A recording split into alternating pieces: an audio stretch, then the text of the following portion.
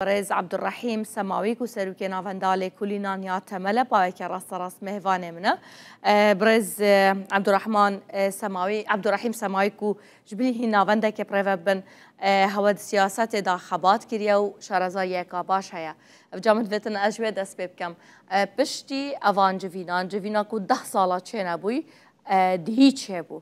پشتی و چه تهتن قناغا پشتی و چیه Gavavetinin diroki ve be hole piştivena hevditinek diji ve çebe be pişti şere sale takriben dehe mahayeke de yaji duazde hatta duazde mahayeke de ve hevditinek nu çebe be paşi ve naji ve kanuneki derhinin jibo azadiya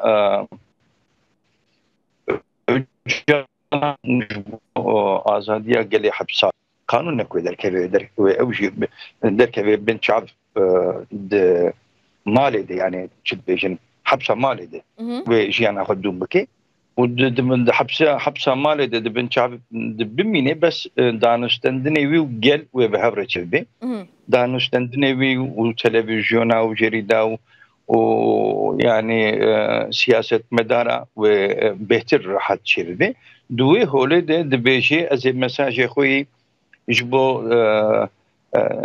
خلاص کرنا چکداری و جبو فسح کرنا پارتیا کارکر کردستان و پیده از وی چاخی مساج خو لگل ملت خو بینم زمان یعنی دپاش افغاب و بی آبیتن بس حکومت ترکی جیوه گابا بابیشید گلت گابا بابیشید هم جبو مثلا روجلات و هم جبو مثلا کرد روجلات نافین تبی و نرینک نو بینن هوله یعنی حکومت ترکیه دویناده حاضر دکی نرینک نو بینن هوله انشالله باشه اوا کوهند بجن پنگاون دیروکینه اونا ما بستاوا یانجی هشتا هینا تشتنا کوهند خوازن اوان پنگاون دیروکی زیرتر بون بجن کاده چبن yani pengavên dîrokî aslında beri bidumaha takriben de televizyona ve de bernamak rudavê de me anî ziman ev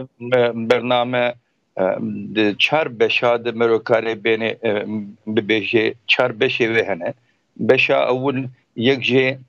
pêşî govê mesele birin ziman yani beş dağlandın û tekevê مناظره و مناقشه بکرن گاوا ددواجی گو آمنتیه بینن هوله گاوا سیاسي گو جماعتك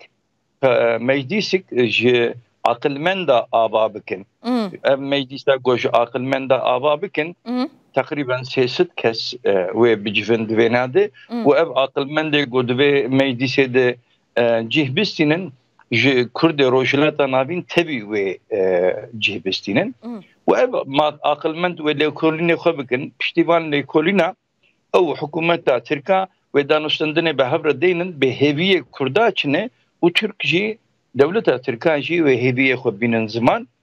و پاشی لسر مسئله قانونی و ای دستوری یعنی ای anayasa هم de بیجن اون de بیجن دستور و سراستن چه ببی باشه کرد ده اوه همو معادله دا چه بدز بینن يعني كرد وبين خدي حقوق خدي ستاتو ام دبيجن يعني حقوق ايوان ود بنفيستاند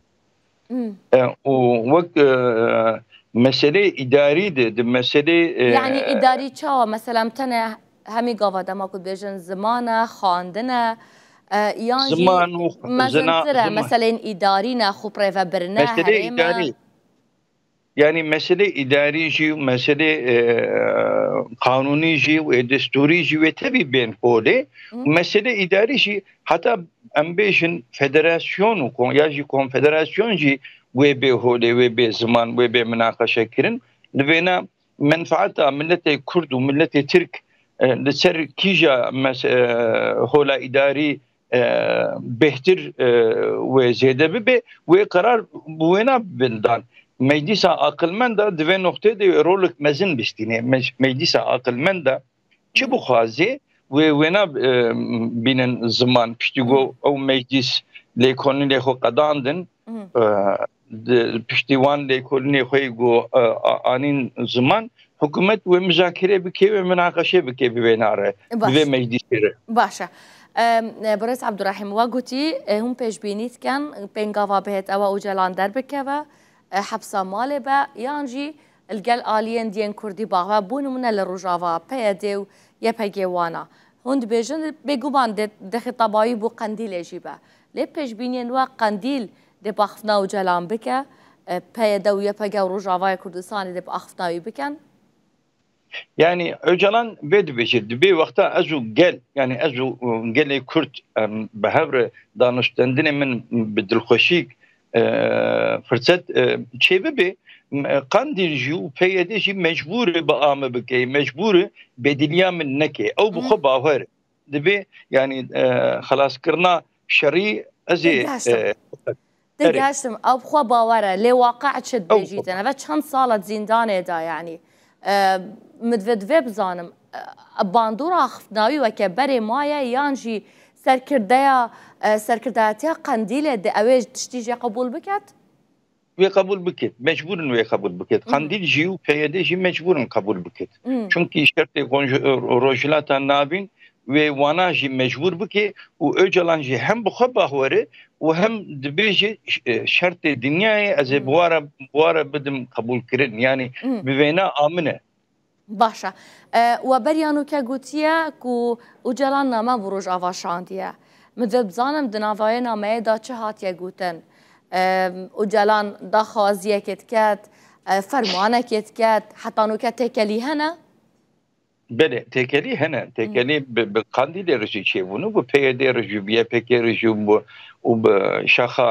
Awropa diaspora jî çêbûne yani têkiliyê wî her daim teqrîben ev çar meh bêhtir çêbûne çêbûne ew li zîndanê kî navbeynkar e yani ez wêna naxwazim bînim ziman feqet ew têkilî çêbûne berî bi du meha di televizyona we de di rûdavê de di bernama we de min zaten gelek tişt gotin aslında û ev du meh jî televizyonê Tirkî li ser wê hevpeyvîna minî got rûdavê de hîn jî diaxibin hîn jî yani tînin ziman Kak Semawi başa berez bila piçekadî dû hendî medya Tirkiye li ser ve hevpeyvînê jî bixwin tu dikarî ji min re bibêjî ka çawa ew navbenkariya çêbûye yani ew navbenkariya sivîlî yani insanên înisiyatîfê sivîlî hene di nav Qandîl û Öcalan diçûn û hatin bes evana tu resmiyetê tê de tune ne wek heyeta demeyê yani wek Pervîn Buldan ya ji wek Sirrê Süreyya Önderê em wêna nîkarin bînin ziman ew nelê ye ew ji bo selameta meselê em nîkarin bînin ziman bes gelek تێگەشتم ئەمە بەستا من ئەوە هەمی پڕازیبوون و ئاگەهداریە حکوومەتێ بووە حکوومەتە تورکیە بووە دەولەتێ بله ڕزاوانە yani دڵخۆشییاوان باشە دناڤاوان نامەیاندا چه هاتیە گوتن ئوجەلان چ ji قەندیلê û Rojavara gotiye yani berî hemû tiştî şertê rojhilata navîn aniye ziman yani şertê rojhilata navîn û distê Amerîka û distê İsraîl û distê Îranê û rejima Esed çawa feşkiliye mesela berî bi sê meha bi çar meha Öcalan ji Qandîlê re got rejima Esed wê ji holê rabe min jî ev got arastî min di bernama we de jî berî bi du meha min got wê rejima Esed wê biqede û dewleta Sûrî namîne wê dewletek nû ava bibe me ev ji anî ziman Öcalan jî wêna dibêje yani Öcalan ji Qandîlê re jî PYD re jî wêna dibêje divê rojhilata navîn de tifaqê goçê bibe ya jî quwetê gobê holê ew quwet divê bi dewleta Tirkî re bi şîrîkatîk îtîfaqek nû bê ava kirin wêna li ser vî esasî Qandîlê jî û PYD jî îqna kiriye aslında em nabêjin îqna nekiriye bes kevrê hişk hîn hene yani ew jî ne bi em ê bêjin örgüta Qandîlê tevî hinek ji wan kevrê hişkin em divê kevrê hişk hûn çi dibêjin nizanim hemam ji berê hişk kevrê hişk astangî weke belê astengînî hîn hene بس او استنگی ji holê rabin ne astengîn mezinin got neyê safî kirin çünkü irada devletê jî îro îradak bi kuvvet e ji bo çareseriya vê meselê îradak bi kuvvet anîne holê hem serokê MHP Bahçeli û hem serokkomarê devletê Erdoğan her du jî îrada xwe baş anîne holê ji ber wê yekê ve Erdoğan û Bahçeli piştî got ev îrada anîne ziman Öcalan jî ittifaq ware çêkiriye wê karim bêjim. Başa bila pirsa mina dawî eger te zanyarî hebin eger ne şiroveya te û nerîna te min vê werbigirin berê semawî. Hevserokê dem partiyê daxwaz kir bû biçî serdana Emraliyet biket Öcalan bibînît. Lê navên ku muwafaqet li ser hatî Perwîn Boldan û Sirî Süreyya Önder bûne. Çima? Bene. Yani aslında ev mehek behtir Öcalan ne tukhast hevserokê demê bi ziyaretawî û Sirî Süreyya û Perwîn Boldan jî ne tukhast. Bes ji ber got Bahçeli Devlet Bahçeli ısrar kir mecbur ma ew qebih ew kî dixwast Öcalan kî dixwast serdanayî biket? Öcalan dixwast ew kesê sivîl got rehsipî tê heseb aqilmend tê heseb heyetek ji wan bê. Öcalan ev dixwast. Yani sivîl dixwast. Yani rexistinên sivîlên Bakur û Tirkiyeyê dixwastin? Belê ew dixwast. Belê. Yani ego ev çar meh ew çûna hatin ego çê dikirin dixwast ewana yeşkere bibin. Yani derkevin li hember rojnamevana biaxivin mesajiyê bidin. Başa. Bila bandora vê hemî meseleyê ji ber ku yek ji muxatiban Rojava jî ke buwana çilê têtin ew statûyek bi dest vetînin piştî evê pêvajoyê bû Bakurê Kurdistanê jî bi heman awayî statûyek dezvetêt xwe prêvebirine federaliyete konfederaliyete wekî te gotî bû Rojava û Bakur dawî bila ew dawî şîrove bî. Yani ew projek piçekî mezin e aslında ne Rojava û Bakur tenê başûrû jî û rojhilat jî و em bêjin heta bigêjî Lübnan jî statûyek nû dixwaze dewleta Tirk ava bike ew statûk em bêjin niha nav lê nehatiye kirin ama mümkün e bibe federatîv mümkün e bibe konfederatif mümkün e navek dilê bêkirin bêjin bajarê mezin yani wek eyalet